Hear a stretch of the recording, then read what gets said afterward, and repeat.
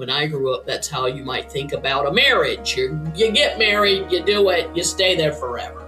I know things are different, but compliance is like that, in that you have to be all in. And there's a little misconception, and I've seen it with a few companies, that they're going to get something, give it to a client, knowing that it is a commitment for a long time, and not just today, not just the checkbox, not just a paper exercise. It's a lot of work.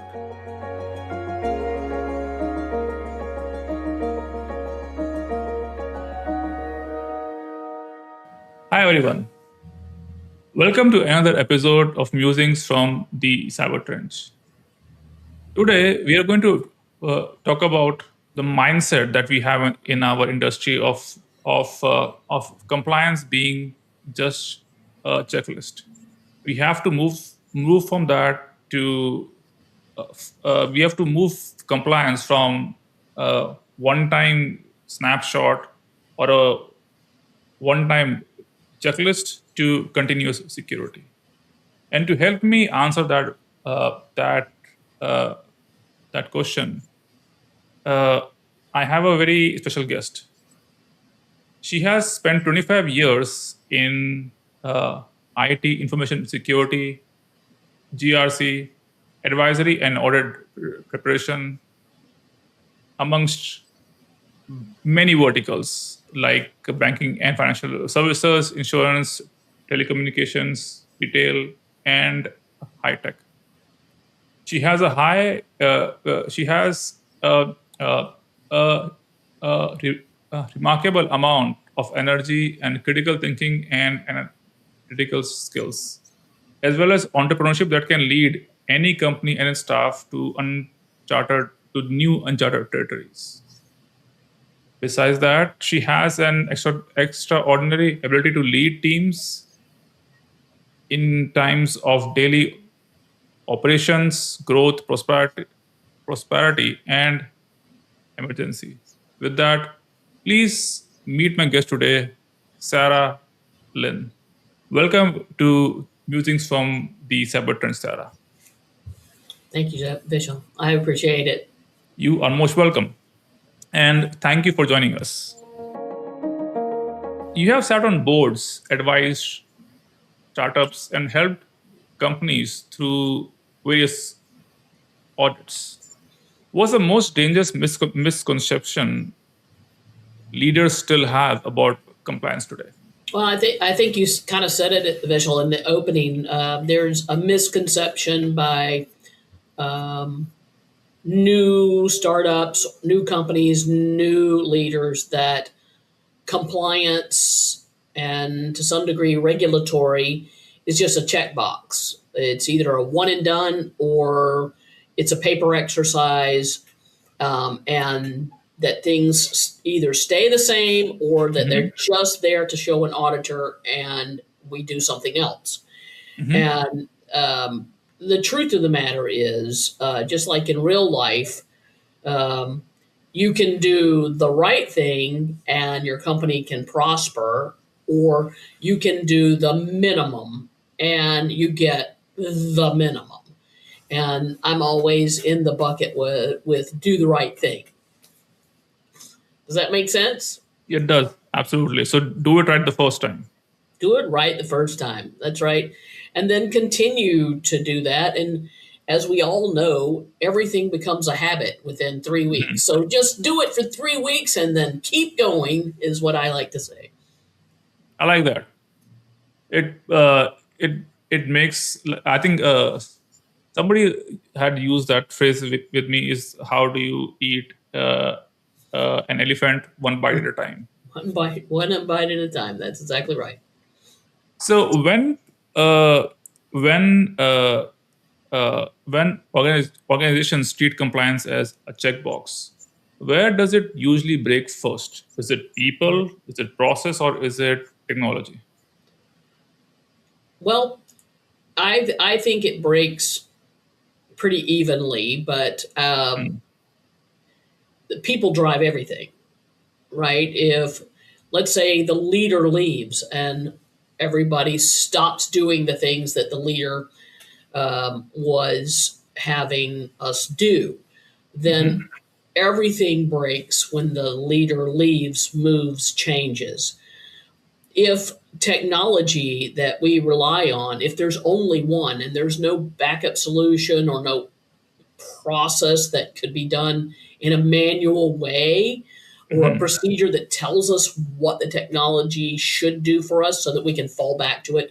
If that breaks, and you Mhm. see this in the business continuity scenarios, if the technology breaks, then of course the whole thing falls apart sometimes. And then the process is really what holds it together. People process, technology process, writing the process, doing the Mhm. process, practicing the process.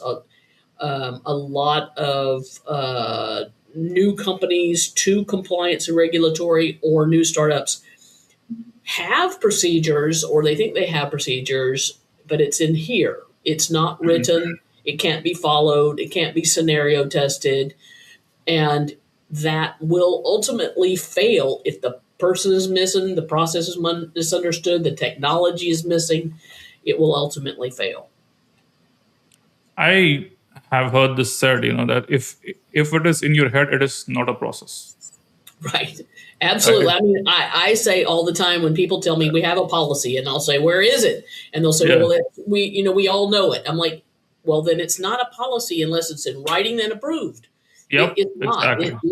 It is your personal procedure or your team procedure, but it can't be replicated really if it's not as a policy without approval, or a procedure without practice and everyone knows it.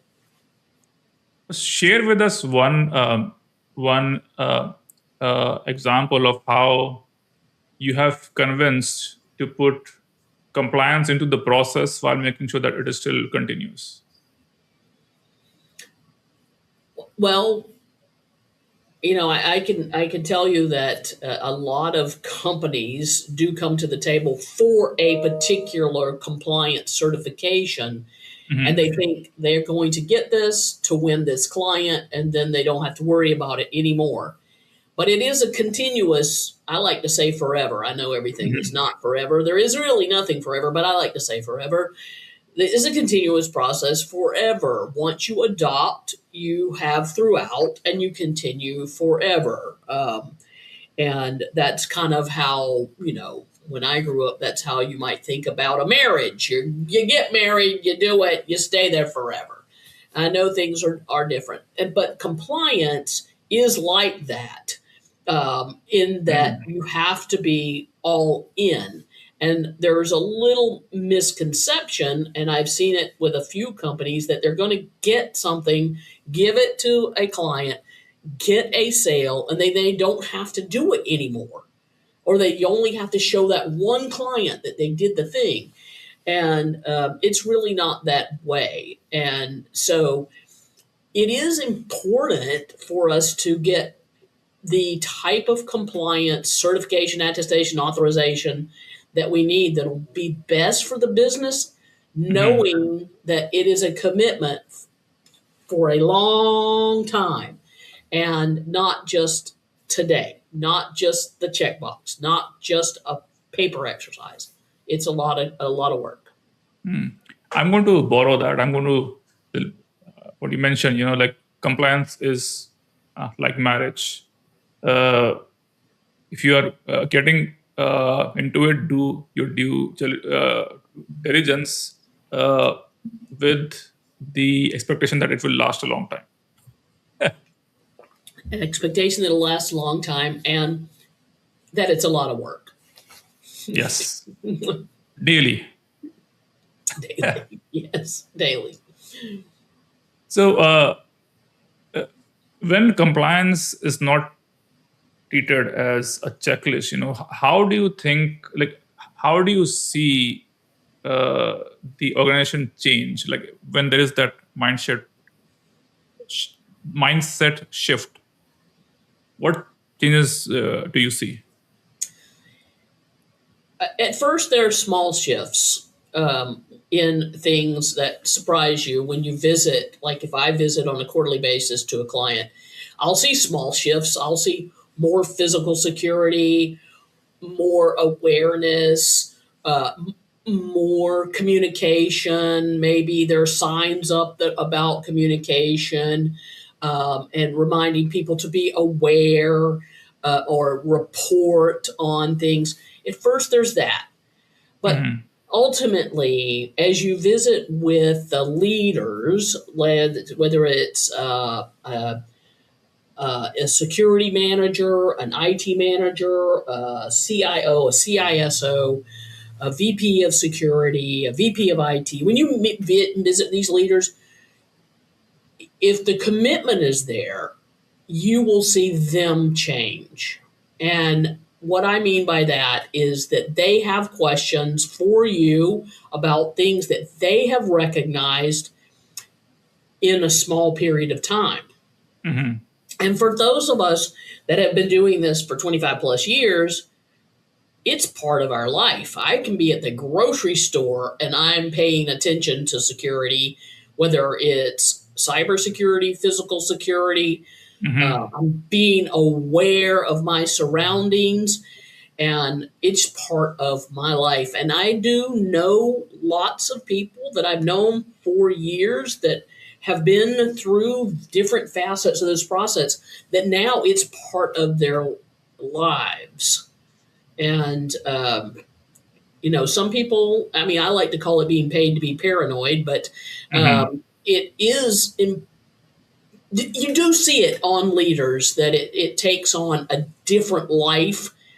And it's not what people externally might think, that a CISO is in their role just to acquire budget people and technology.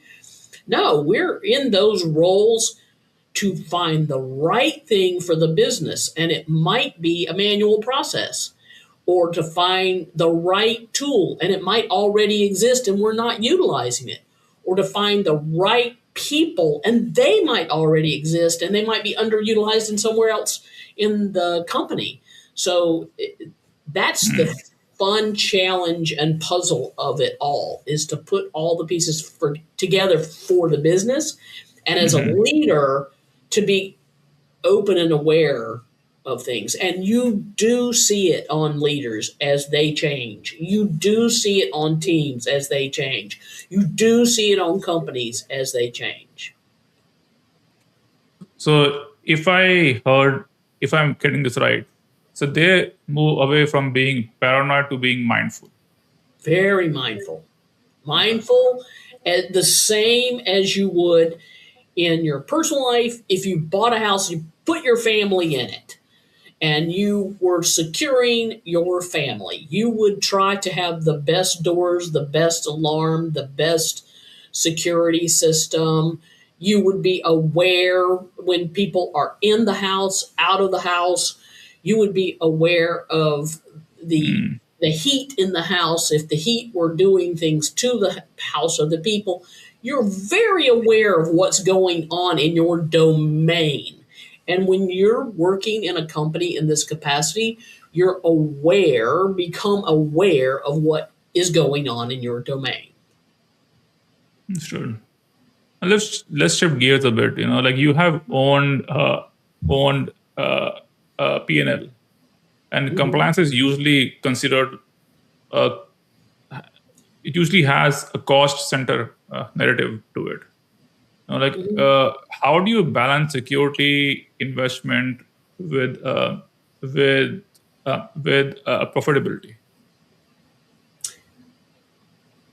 Well, you really have to be aware of the things that could cost you money, that Hmm. are costing you money, and the way you could flip that upside down and make those same things make money.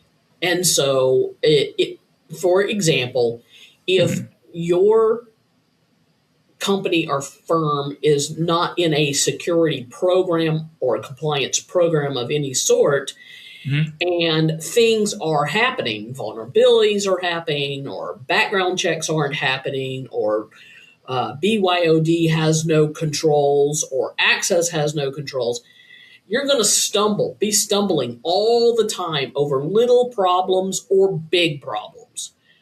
And those can cost you money every time you stumble on the little ones, and for certain when you stumble on the big ones, even out in the world, your reputation.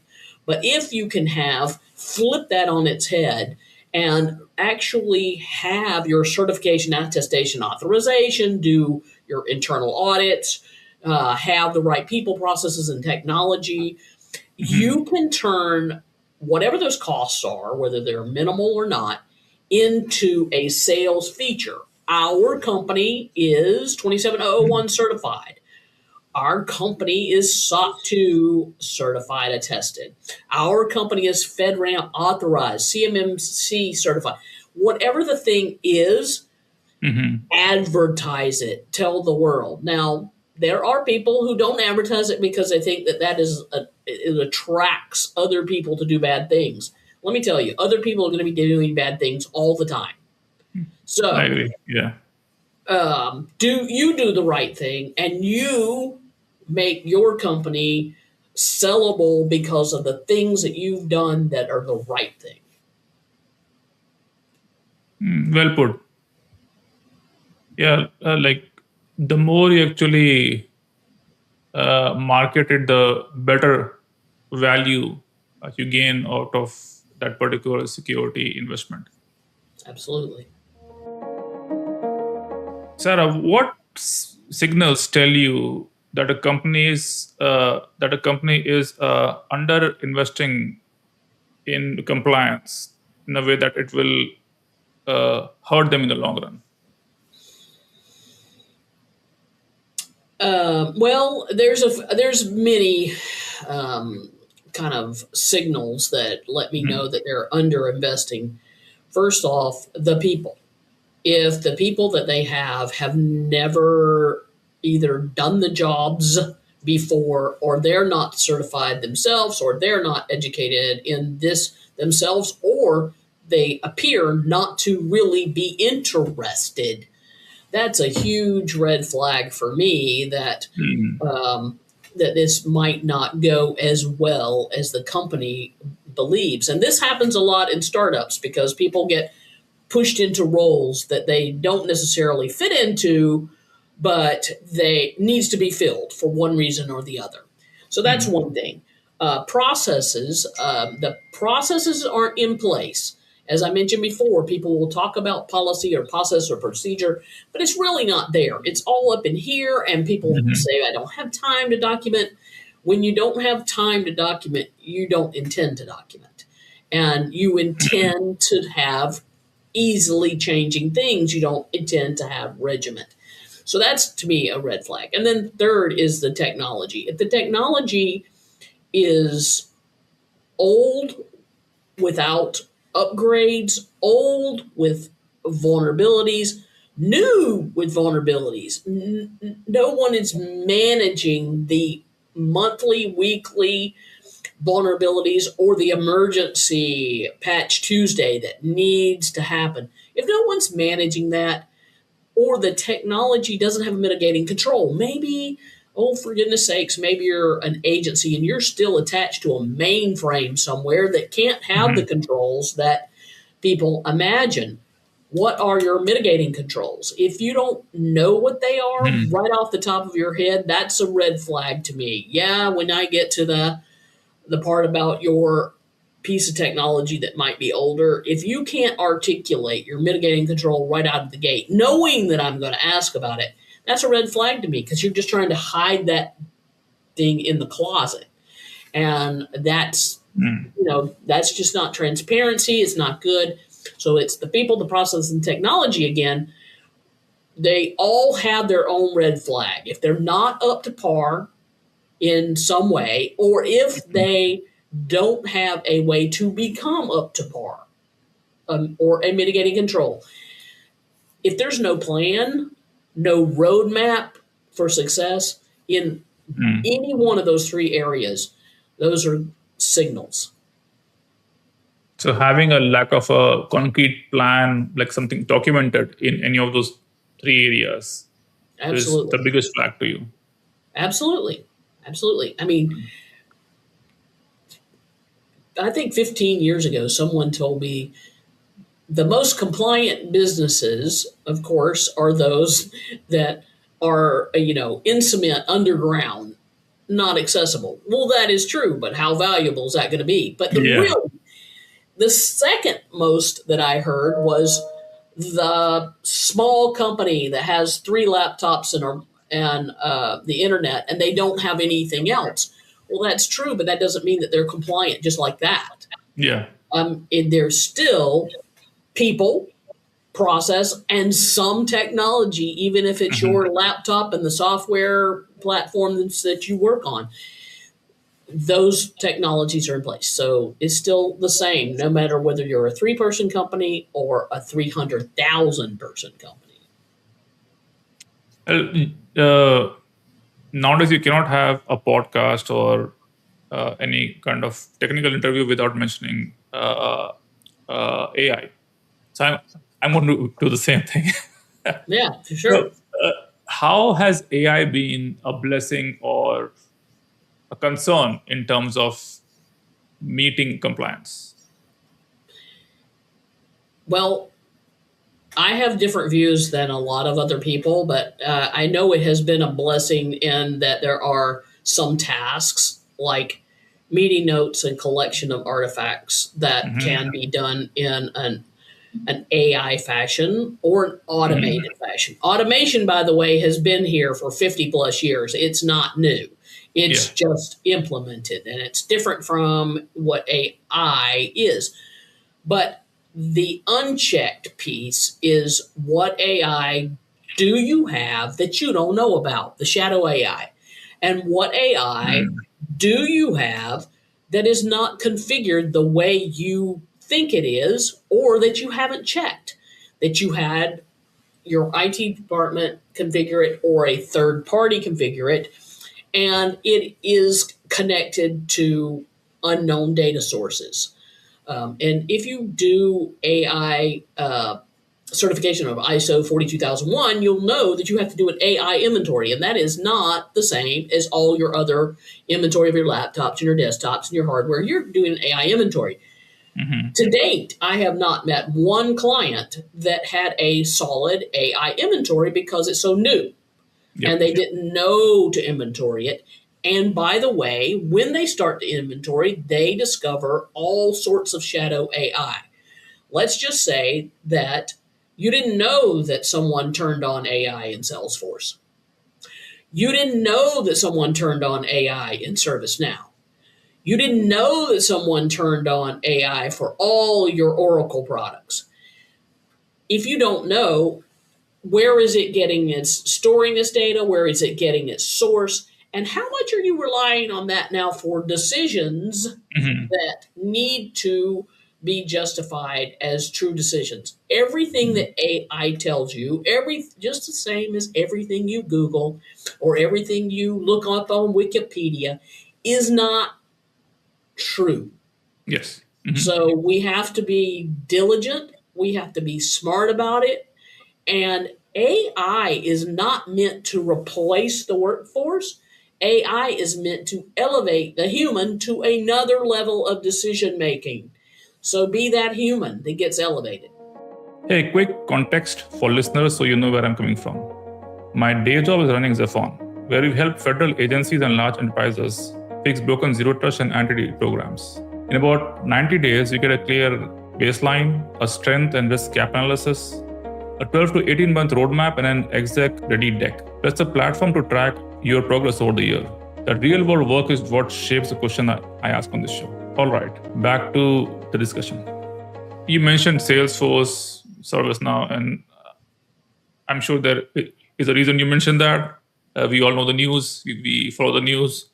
Oh, Do yeah. you think uh, we are still lacking in terms of having a compliance framework for these service providers who are providing us service and just adding the AI features on top of on top of it without doing the due diligence? Yes and no. I think that the compliance frameworks that are and guidance that are coming out from ISO, NIST, and a couple of other people in the world that are working on AI frameworks with Mm-hmm. globally, they are necessary. They are truly necessary. Yeah. To be able just to say that I'm taking this AI thing, let's say Copilot or Gemini, and I'm just Mm-hmm. tossing it into my ISO certification. I'm just tossing this into my other attestation. Mm. It's just an application. It's not just an application. It has a lot of tentacles and does a lot of things. So Mm. the frameworks that we're seeing and the guidance we're seeing, yes, they are built for people who haven't had other certifications and they had to have the foundation. And then there's 90 controls, 100 controls, 1,000 controls, thousands of controls, times every place that AI might be in use, times checking to make sure that it's not shadow AI and used somewhere you don't know about. Mm-hmm. I think that the AI assessments alone to uncover what you can't know what you don't know. Yeah. I think those are about 10 times larger than anybody thinks they are. But there is always a good start. And the Mm-hmm. good start is to acknowledge that we should do an assessment against AI and find all the AI, find the configurations, find the sources, and find out if they are what we expect and want. Understood. So we talked about uh, uh, uh, uh, under investing in compliance. Where do you see organizations uh, overspending, like or putting money in the wrong places when it comes to compliance? Really, if you don't understand the process, buying a tool it's the wrong time to buy the tool. Yes, If you have 100%.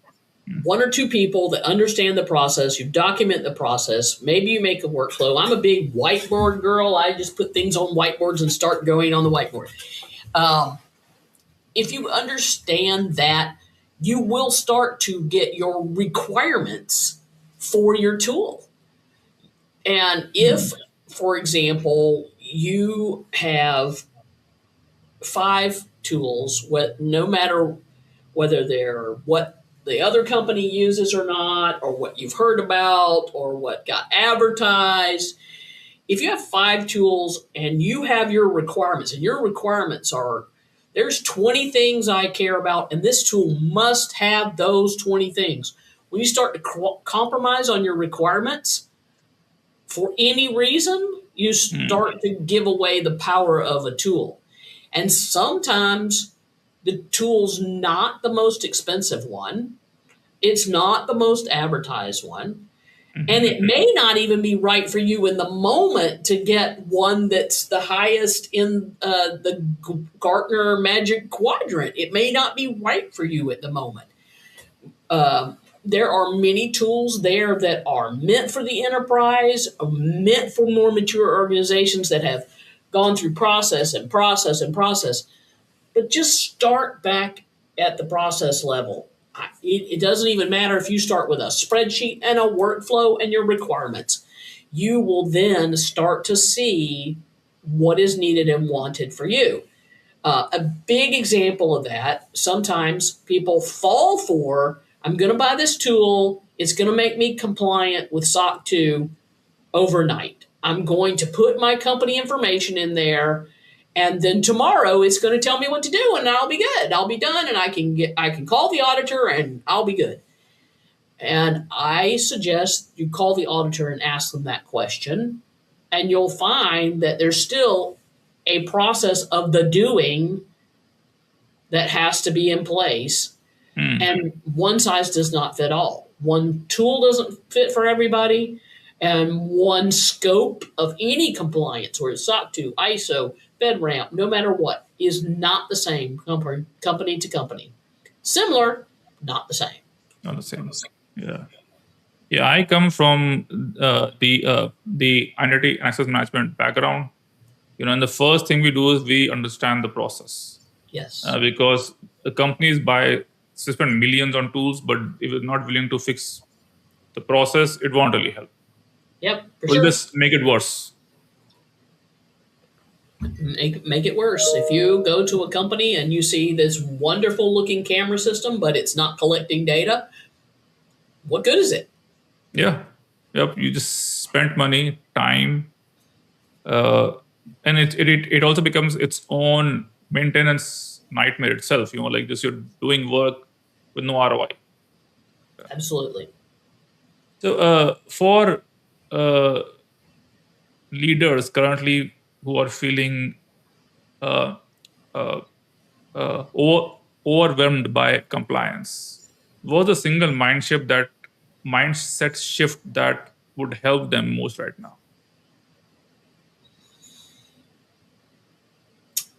Well, in my mind, it's two things.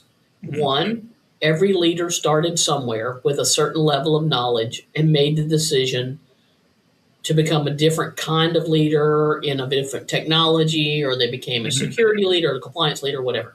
Every single leader had a pivot point where they changed from this techie or this administrator to the leader in Mhm. security and compliance. And that could be you.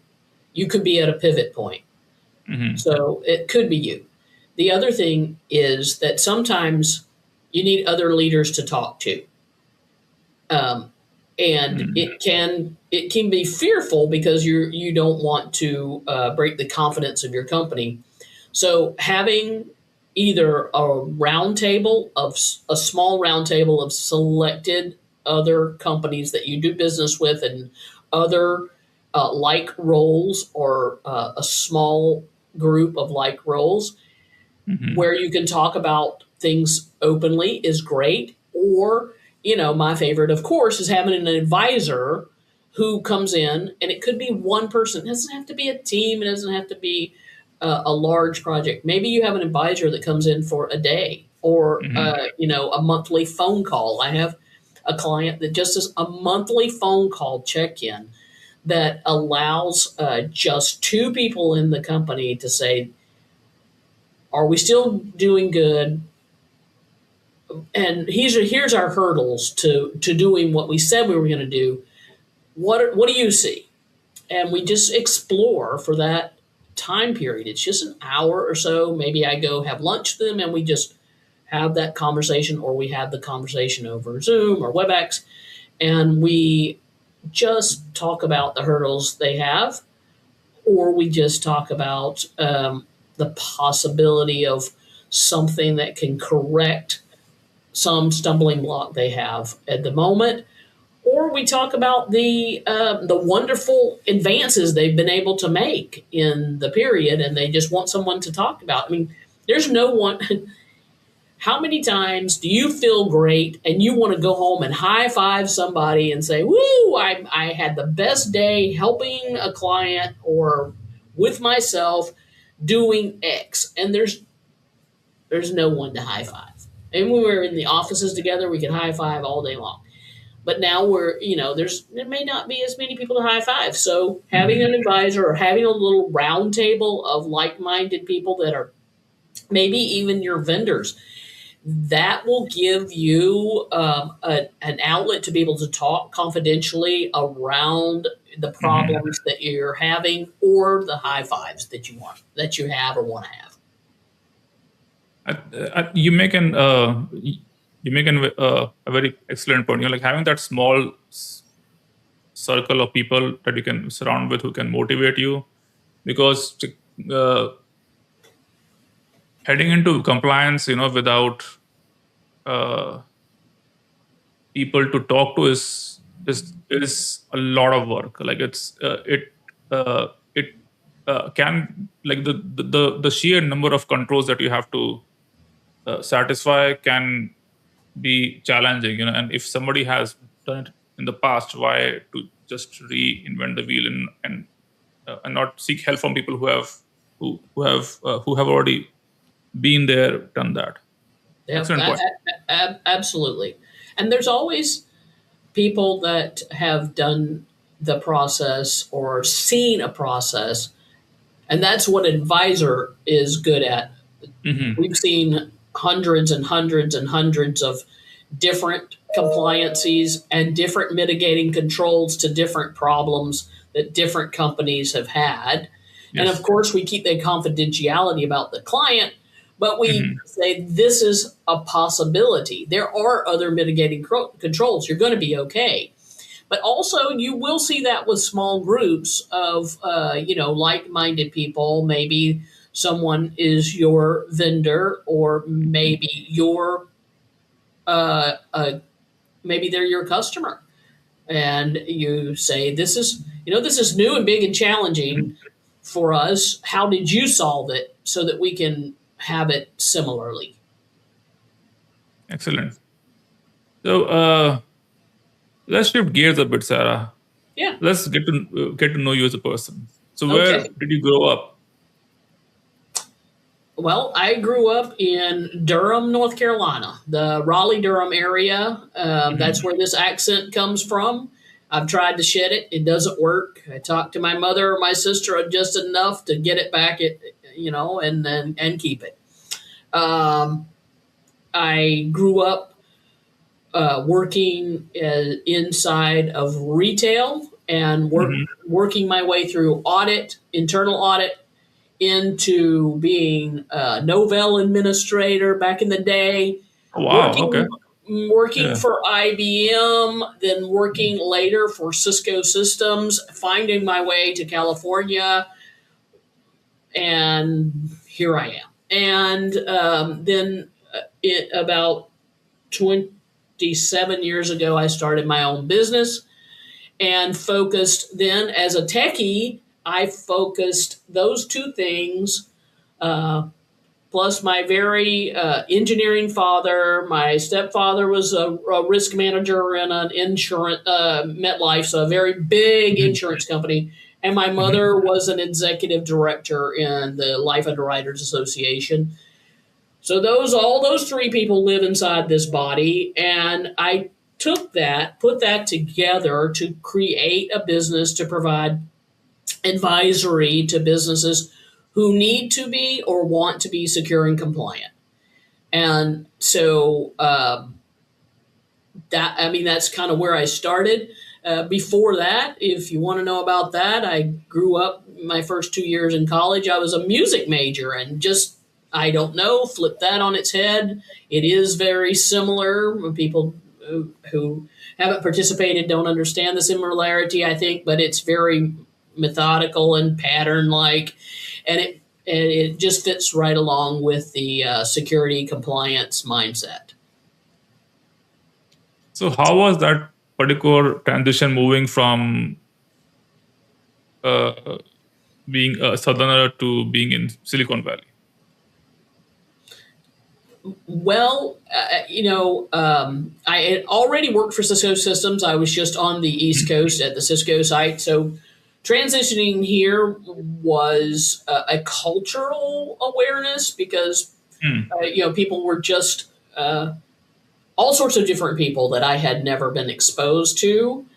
All sorts of Mm. different food that I'd never been Oh, exposed to. absolutely. Yeah, absolutely. I didn't know the difference between guacamole and wasabi because I'd had neither, and they're quite different.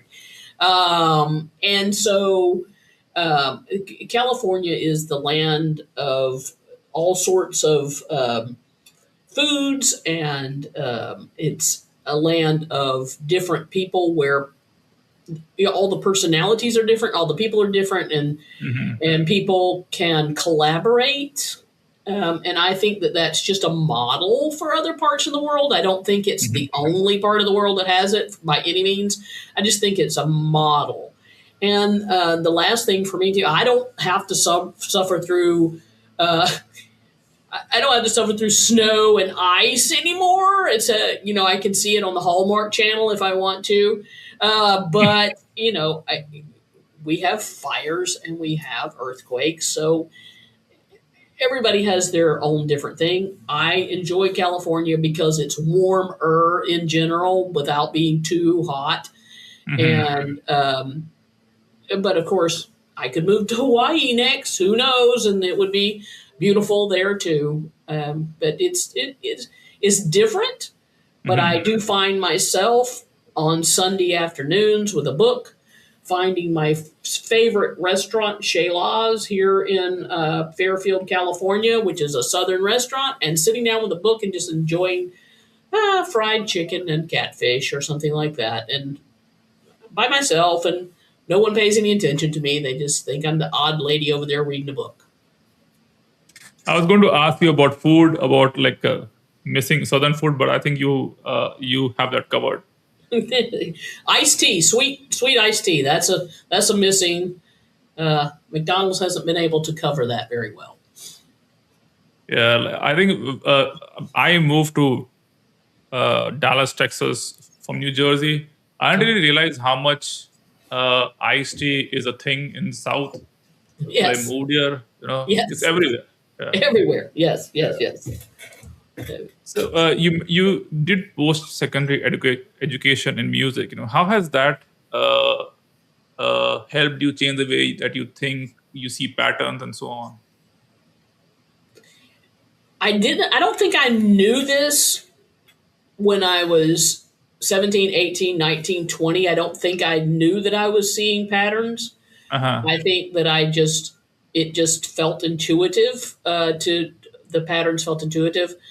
And I don't think I thought I was good at math at 17, 18, 19, 20. Okay. But now I realize practically everything I see is a pattern, and practically everything I do is a math problem. So Hmm. it's just being aware, and over time you're more and more aware, and you're more aware of things that you didn't know at all when you were that age, and you were still educating yourself because it was the right thing to do. You were going to college and doing the thing, but that's just a that's just a stamp in time. It's just like being compliant. Hmm. I got the degree. Now I have to continue to educate myself for the rest of my life. And that is Hmm. when the security maturity or the lifetime patterns and other types of maturity come into play. Theoretically, I'm 24 in my mind. I know I'm not 24 in my body, but I'm 24 in my mind. But theoretically, I have a lifelong learning here, and Hmm. every year is different.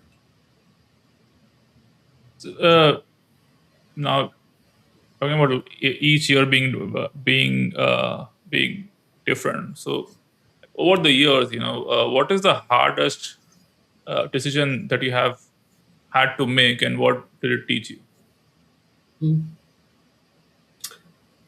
The hardest decision I've ever had to make. If we're talking about business, the hardest decision I've ever had to make is when to make a major change.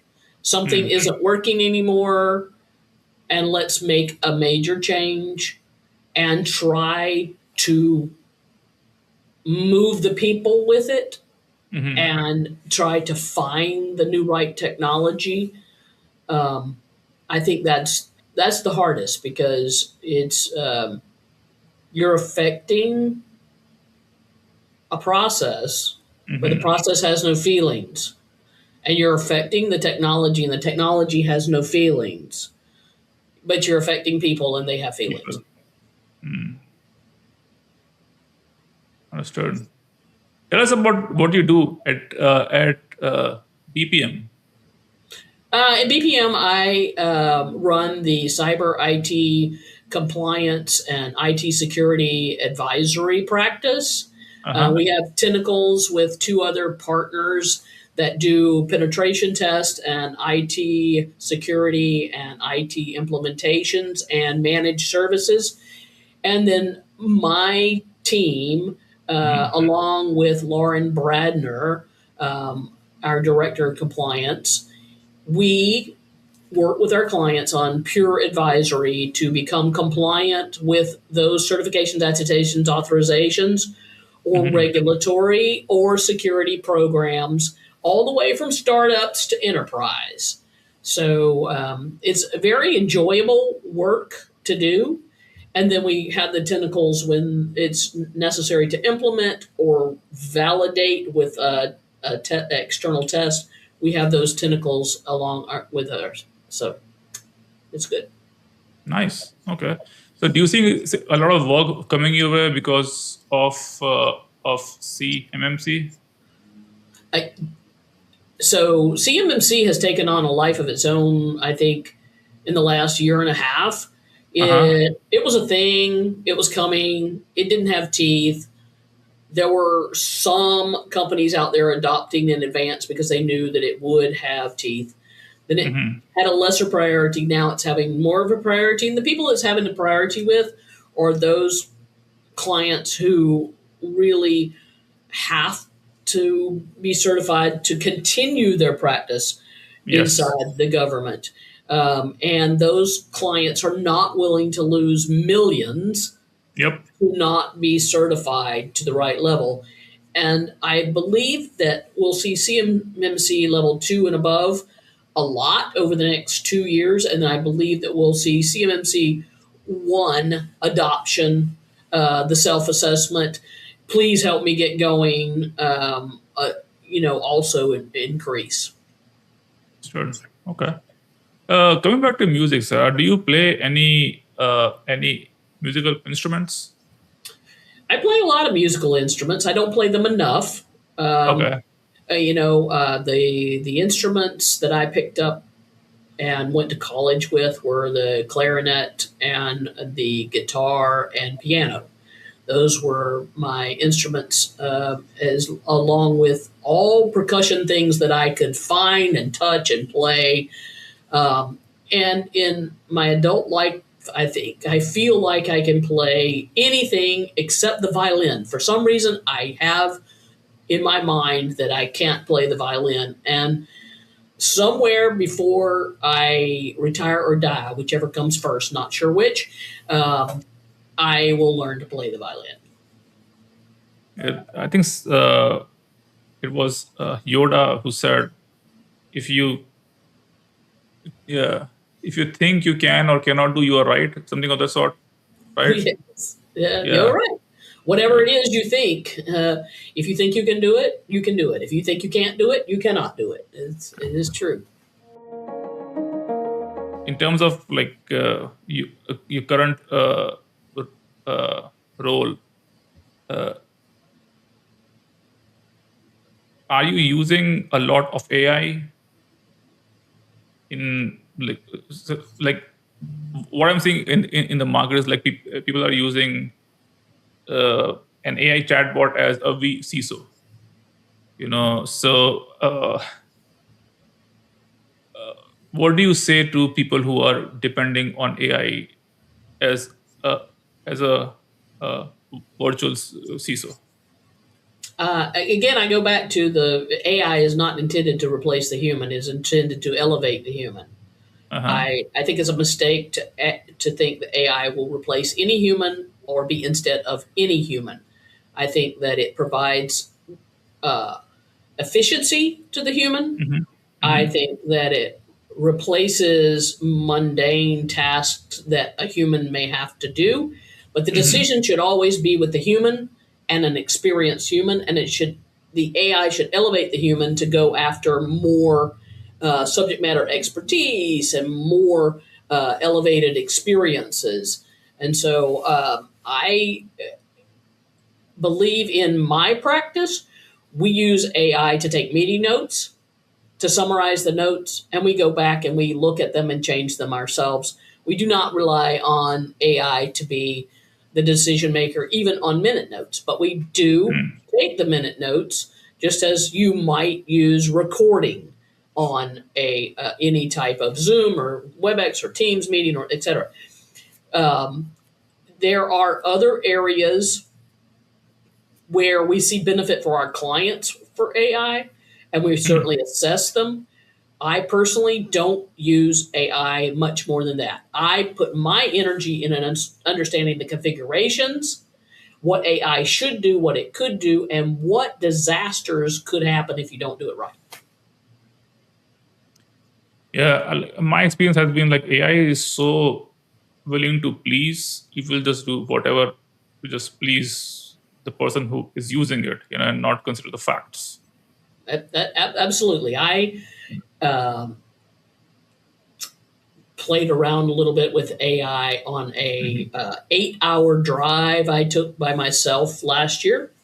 Mm-hmm. And so I talked through the speaker in my car as I drove and asked AI questions, and then it gave me back answers, and I would say, no, that's wrong. And it would say, you're right, Sarah. And it Yeah. would go on and give me another answer. So it conforms quickly to anything you say. Therefore, I can't trust that any of its research can be completely justified unless I'm in control of the data source. If I tell AI, here's 3 data sources that I believe are factual, go summarize this data from these 3 data sources and gives it back to me, I feel a lot more confident than open-ended asking AI questions. And I believe in the world, just like we did Google searches or any other search engine we used before Google, we are relying on whatever we ask it to be the answer, the top answer. The one that has the most hits is the winner. And that just can't be true. Yeah, it always comes to what you can call it zero trust. You never trust, you always verify. I'll trust and verify. Verify is important. Well, this has been great, Sarah. Tell us how people can reach you. Sure. So anyone that wants to read further about our services can go to the bpm.com website, and also be able to just hit the people button, and you can go right to me, Sarah Lynn, and see anything you want. And then if for some reason you want to reach out an email, my email is SALynn, first initial, middle initial, last name, and also the license plate on my car if you follow me down the street, and at bpm.com. And you can get directly to me. And of course, you can call into the BPM main office, and the phone operator will direct you directly to this office, or sometimes directly to my phone, depending. So there's lots of ways to get me. I'm also on LinkedIn. I accept most messages from people on LinkedIn unless you're trying to sell me something I'm not interested in. So you can hit me up on LinkedIn as well. Awesome. Thank you so much. I'm sure our listeners will love our conversation tied to making sure that compliance is not just a one-time checklist. It's continuous security and about finding good Southern food in California. Yes, absolutely. I'm always interested in people, if they only want to talk about Southern food in California, I'm interested to talk about that too. Okay. I am sure our listeners will bear that in mind. Okay. Sounds good. This brings us to an end of another episodes. I'll see you on the next one. Thank you. Bye-bye. Thank you, Vishal. If you are responsible for zero trust or entity security at a federal agency, a prime, or a large enterprise, this is what my team does all day at Zephon. We have helped organizations like the IRS, DLA, and the SEC fix fragile cyber environments and actually execute zero trust roadmaps in production, not just assess, execute. If you want to know where your organization actually stands, the easiest starting point is our free Zero Trust Baseline Tracker. You answer a set of questions across the core Zero Trust pillars. It's about 30 minutes, and you walk away with the scored baseline of your current posture for foundational Zero Trust. You will see exactly where you're solid and where the gaps are.